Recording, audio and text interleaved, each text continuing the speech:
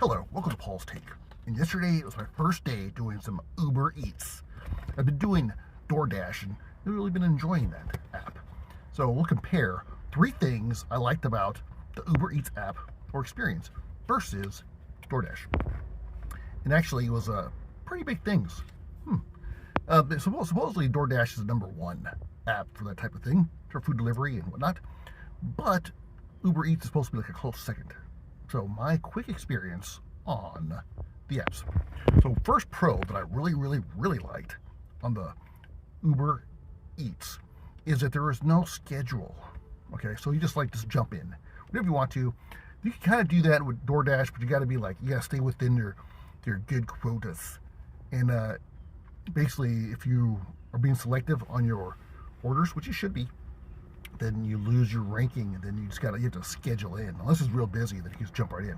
But if it's not too busy, you have to schedule in. I hate that. It sucks. Maybe even more than that is the borders. So there's no borders on Uber Eats. So on DoorDash, when you sign in to a certain area, geographic area. It's like a border area. So you basically just work in that one area. Well, that's great and all, but say for me, yesterday was the perfect day. I got off of work and I hit for Uber Eats to go. Let's go. Let's do this. And I was going to do it as I drive home. Pick up orders as I drive home. Kind of like that way I don't have to go home, drive over there to area, and then hit, start. And then I'm using gas. Nothing's happening. I'm wasting time. So yesterday, as soon as I'm at the office, as soon as I'm leaving work, I push to go and I'm driving home.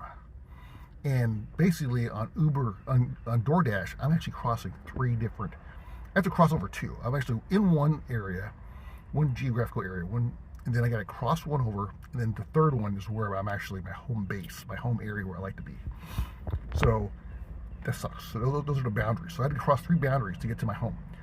Whereas on Uber Eats, I just go and it just follows you wherever you go. There is no borders, no boundaries, no nothing. So that was great. So I was able to pick up orders on the way home. They call it the long way home.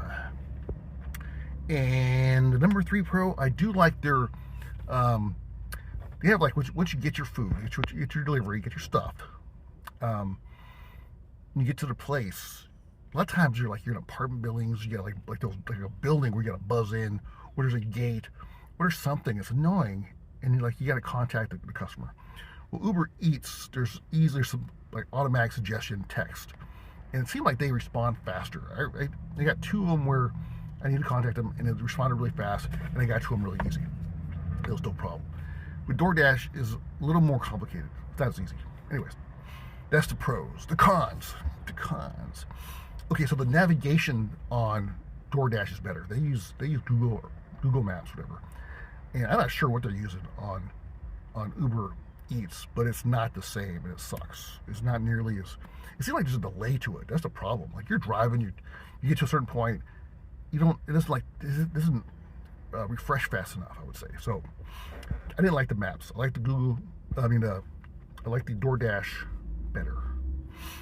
The next is the pay info. So on both apps, on top of your screen, it tells you how much you've earned so far on that day.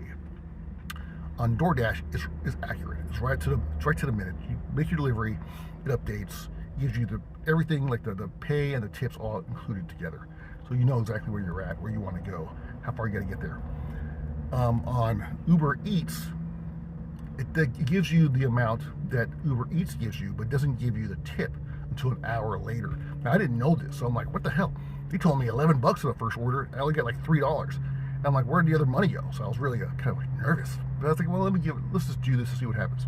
Well, it turns out after an hour, up to an hour, they can change the tip. They can add more. I guess they can take it away more. I don't know, I'm not sure, but they can add it. So they delays the tip for an hour. So you don't really know until after that hour how much you're making on that one order.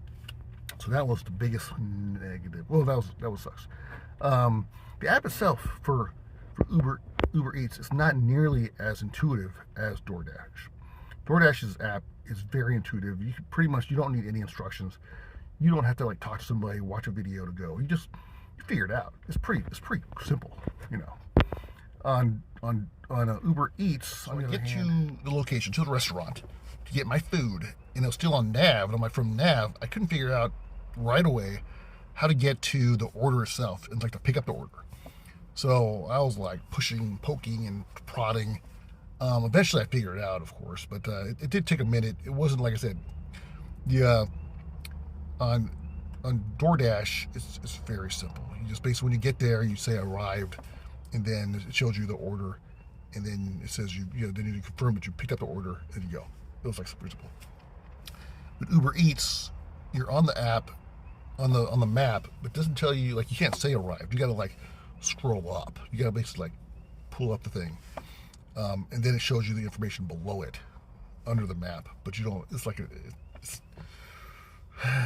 play with it. You'll figure it out. But yeah, it took me a second though. I was kind of started like, oh shit, I'm here. How I already accepted the order? How do I even get it? I don't know. So then that was it. Then once I got the order, then you use the nav to get to where you want to go. And nav sucks. And then it's like, okay, I'm here. Now what do I do? Kind of same thing. It wasn't as intuitive as like I arrived. Now what? So it didn't flow nearly as well. It takes a little practice. But by the time I only did 3 orders yesterday, and they're fine. And by the third one, of course, you got it down to a science. The other thing that I noticed that was big on between the two, you get a lot of really crappy orders on Uber Eats, but don't accept them. That's what I did. And I actually got, on the way home, I worked for only an hour and a half just driving home. I got 3 orders. I still made like $26. So that was pretty good. Like I took one that was like $11. I took a look at $8, like $2 $8 and 11. So and change all of them. So it turned out like a pretty good. But I got some. But you get some really bad ones. It's like, dang, forget that. It's like they're not even close to what you want to do. So I stick to. I think I'm learning to just complete. Because before I was kind of being flexible, but now I just stick to. It's got to be at least $2 per mile. $2 per mile. Yeah. Right. And I'm just hardcore on that now. Just forget it. Yeah. For right now, that's the way to go. If you just start being kind of like, what the hell? This one's pays well, but it's like $1 a mile. It takes you forever, and then it just ends up not being worth it. All right. Thanks for watching Paul's Take. Please hit like, subscribe for more videos. It helps the channel out, and I appreciate it a lot. Thanks for watching Paul's Take.